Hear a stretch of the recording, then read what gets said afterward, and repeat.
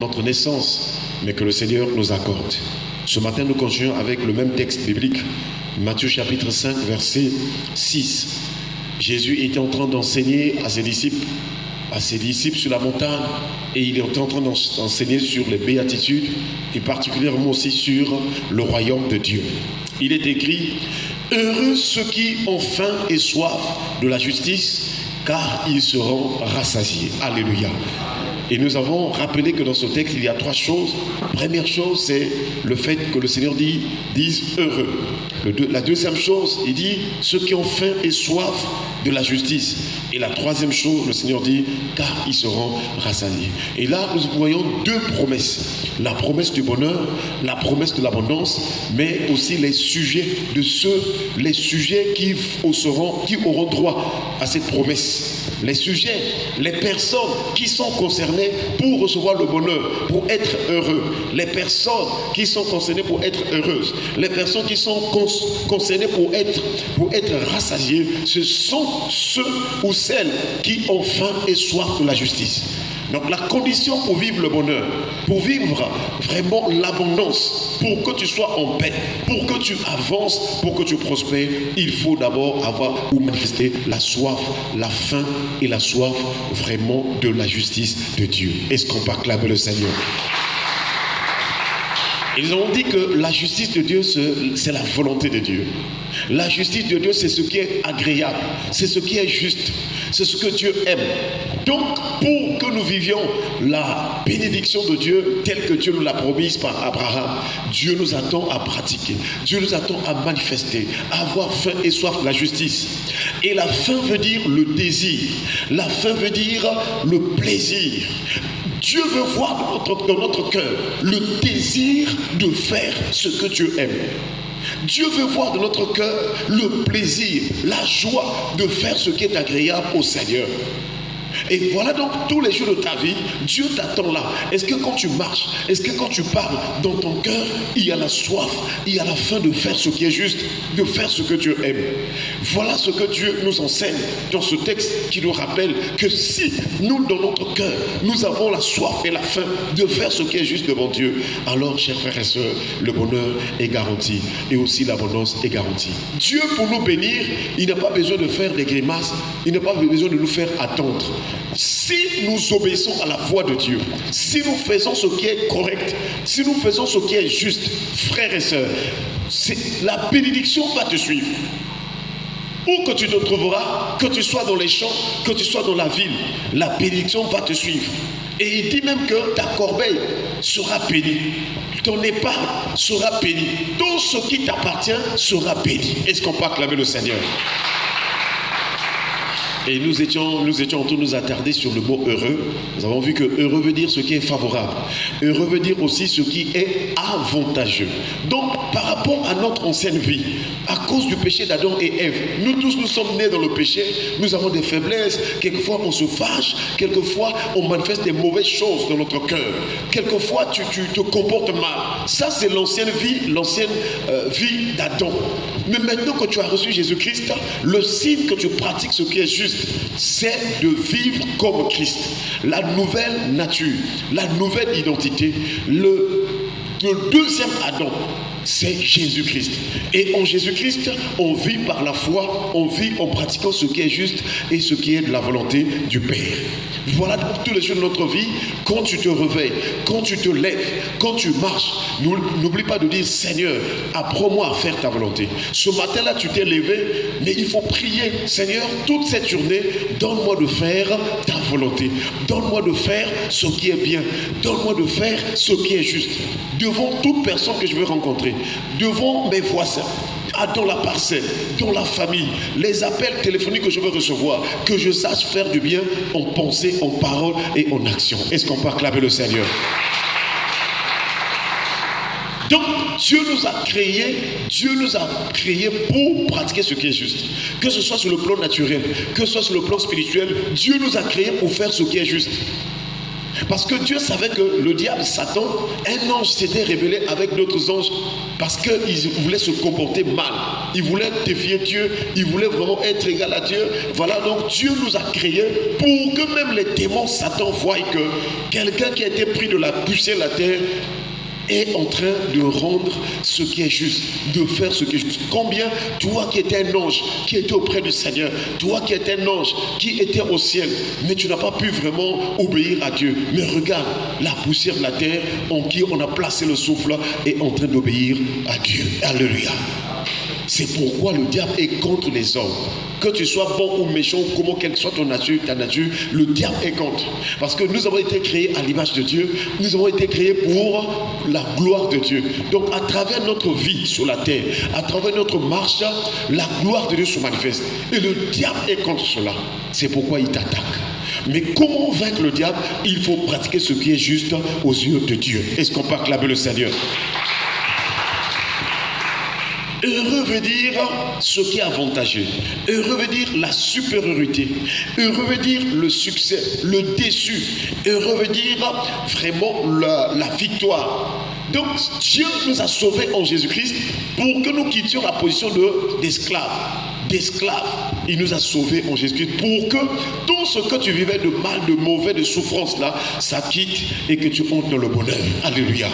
Et dans ce bonheur-là, tu auras la paix, tu auras la joie, tu auras la tranquillité, tu auras quelque chose à manger, tu n'auras plus de difficultés. Voilà le plan de Dieu pour toi.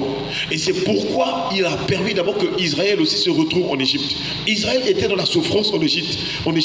Dans cette souffrance-là, on imposait à Israël des travaux forcés. On imposait à Israël ce qu'il devait manger. On imposait à Israël toutes sortes de souffrances. Mais quand Israël a prié, a gémi devant le Seigneur pour dire: ah Seigneur, on nous a parlé de notre père Abraham, que toi tu as conduit Abraham, tu es le Dieu puissant. Regarde la souffrance que nous sommes en train de vivre en Égypte. Lorsqu'Israël a crié au secours à l'Éternel, l'Éternel est descendu parce qu'il connaissait leur douleur. Alléluia. Et toi aussi, le Seigneur, si tu pries le Seigneur aura un regard favorable pour toi et il viendra pour te sauver, pour te délivrer. Donc nous voyons en cela que de la même manière que Israël a été délivré de la servitude, Israël a été racheté en passant au travers, en passant de pièces dans la mer, nous aussi, quand tu crois en Jésus-Christ, sur le plan spirituel, le Seigneur te délivre de la servitude du péché. Est-ce qu'on peut acclamer le Seigneur? Et donc, à cause du salut, Dieu veut que tu pratiques ce qui est juste afin que tu jouisses du bonheur et que tu puisses vivre la gloire de Dieu. Dieu nous a appelés donc, frères et sœurs, à pratiquer ce qui est juste. Lui qui est notre Seigneur, notre Sauveur. La victoire est de ton côté. La victoire est ton partage. La victoire, frères et sœurs, est de notre côté. Pour terminer, frères et sœurs, nous voyons dans Juges, chapitre 5, le verset 13. Juges, chapitre 5, le verset 13, il est écrit: Alors un reste du peuple triomphera des puissants.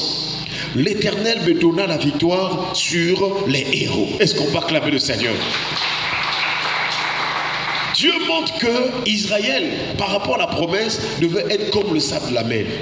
Un peuple nombreux. Même Salomon, lorsque Dieu l'a appelé à conduire le peuple, lorsque Dieu a choisi par vraiment son prophète, nous dit que c'est Salomon qui va devenir roi. Dieu a dit à Salomon: demande-moi ce que tu veux. Mais Salomon lui dit: qu'est-ce que je vais demander à Dieu? Non, je dois demander la sagesse. Et il dit: Seigneur, donne-moi la sagesse. Car qui peut conduire un peuple, ton peuple, un peuple si nombreux? Donc Israël, il y avait beaucoup de gens en Israël. En nombre, sur le plan numérique, Israël était un peuple nombreux.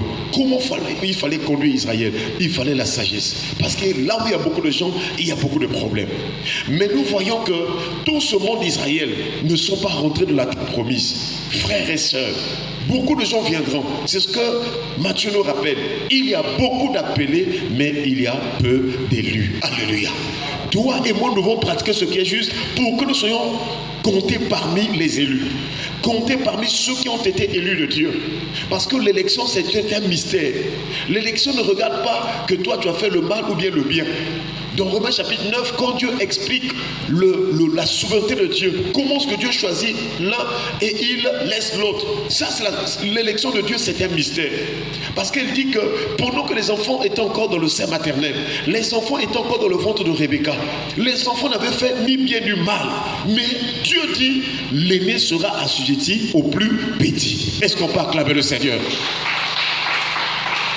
Mais nous croyons en Jésus-Christ, que ce n'est pas un hasard que toi tu deviennes chrétien. Si tu es devenu chrétien, assurément Dieu t'avait connu d'avance. Alléluia. C'est ça qui nous rassure. Parce qu'on se serait resté païen. On veut demeurer païen comme nos amis qui sont restés encore dans la vie païenne. Mais qu'est-ce qui a fait que toi, un jour tu es venu à l'église, un jour tu as accepté Jésus-Christ, un jour tu te fais baptiser? Qu'est-ce qui fait que tu viens à l'église? Qu'est-ce qui se passe dans ton cœur? C'est qu'il y a quelque chose de Dieu. Alléluia. Et c'est là où, frères et sœurs, nous devons davantage travailler de mieux en mieux à l'œuvre du Seigneur, s'attacher au Seigneur pour vivre la gloire de Dieu. Et donc, Dieu a fait, il montre dans la Bible que Israël était nombreux, un peuple nombreux. Mais lesquels qui ont été sauvés, il dit, alors un reste du peuple triomphera des puissants. Donc nous devons être comptés parmi le reste. Le reste, c'est les élus. Le reste, c'est cela qui va rentrer au ciel, frères et sœurs. Mais pour être compté parmi le reste, il faut pratiquer ce qui est juste. Il faut avoir la soif de justice. Tous les jours de notre vie, nous devons faire ce qui est bien, en demandant la force, en demandant l'intelligence, en demandant la sagesse à Dieu. Et le Saint-Esprit de Dieu nous donnera. Je t'assure, frère, si tu t'abandonnes à l'Esprit de Dieu, si tu demandes au Seigneur quelque chose de tout ton cœur, et que tu marches dans la vérité, le Seigneur te l'accordera. Alléluia. Frères et sœurs, cette année, nous avons compris que Dieu nous a dit que cette année est une année de victoire, de succès, de réussite. C'est une année où tu vas être au-dessus de la maladie, au-dessus des problèmes, au-dessus des situations. Pour vivre tranquille sur cette terre, il faut être au-dessus. Et nous avons dit que être au-dessus ou bien être en haut veut dire être établi. Et Dieu a établi Jérémie sur les nations et sur les royaumes, afin qu'il arrache et qu'il abatte, afin qu'il ruine, il détruise, et afin qu'il bâtisse et que tu plantes. Alors si tu ne veux pas être au-dessus, tu continues à vivre dans le péché, parce que le péché te rabaisse, le péché te ramène dans la faiblesse, le péché te ramène dans des problèmes, le péché donne la force à tes ennemis pour être sur toi.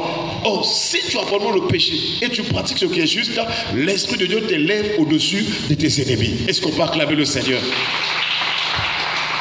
Parmi les ennemis que nous citons, nous avons le péché, nous avons le diable, nous avons les démons, nous avons le monde, nous avons la chair. Tout ça, ce sont nos ennemis. Parce que c'est au travers d'eux que nous partons pour être séduits ou bien être dans le péché. Voilà pourquoi tu dois combattre ces choses. Tu dois les résister pour que tu sois en haut. Je vous assure, une personne qui est établie, une personne qui est en haut, c'est une personne qui va régner, c'est une personne qui va avancer, c'est une personne qui va prospérer, c'est une personne qui aura toujours l'abondance par la grâce de Dieu. Voilà donc, frères et sœurs, nous voyons qu'un reste du peuple triomphera. Ceux qui sont restés là, parce qu'ils étaient vraiment, ils avaient continué à faire ce qui est juste, à obéir à la voix de Dieu, alors ils ont triomphé. La victoire est de ton côté. Dieu t'a laissé en vie pour entrer dans cette année, pour que tu vives la victoire. Mais ne retourne plus dans le péché. Ne retourne plus dans les erreurs que tu as eu à faire dans l'année qui vient de passer. Et ce reste-là, la Bible déclare, l'Éternel me donna la victoire sur les héros. Il y a des héros ici. Des héros, ce sont les puissants, les élites du monde des ténèbres. Ils sont là pour vouloir pousser les enfants de Dieu à désobéir, à se révolter contre Dieu. Je vous assure, même dans l'armée de Pharaon, il y avait des tireurs d'élite. Mais quand Dieu s'est levé, quand Dieu s'est manifesté pour Israël, Israël a chanté ce cantique dans Exode chapitre 15. Il a dit, ta droite a scellé sa force, ta droite a écrasé l'ennemi. Et les tireurs d'élite ont été engloutis. Est-ce qu'on peut acclamer le Seigneur? Paul aussi dit la même chose dans Romains chapitre 9 verset 27. Paul va dire ceci. Ésaïe de son côté s'écrie au sujet d'Israël. Quand le nombre des fils d'Israël serait comme le sable de la mer, un reste seulement sera sauvé. Alléluia. Que Dieu nous donne la force d'être compté parmi le reste. Il y a peu de gens qui vont rentrer au ciel. Mais ce peu-là, pourquoi? Parce que beaucoup ne veulent pas obéir, ne veulent pas faire ce qui est juste. Ils pensent que la grâce que Dieu nous accorde tous les jours, de dormir, de se réveiller, de manger, ça suffit. Or, nous devons entrer dans la grâce excellente. Nous devons entrer dans la vie parce que Dieu nous aime, ce matin il t'a relevé, ce matin il t'a donné la force. La journée encore tu auras à manger. Dieu, il vient vers toi, il manifeste l'amour. Maintenant, Dieu attend que toi aussi tu manifestes l'amour envers lui.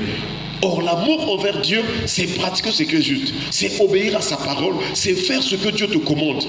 Donc le signe que tu aimes Dieu, c'est de ne plus aller au péché, c'est de ne plus vraiment fuir l'église, fuir la prière, fuir les choses de Dieu. Mais tous les jours, tu dois vraiment être rempli de la joie d'être dans la maison de Dieu.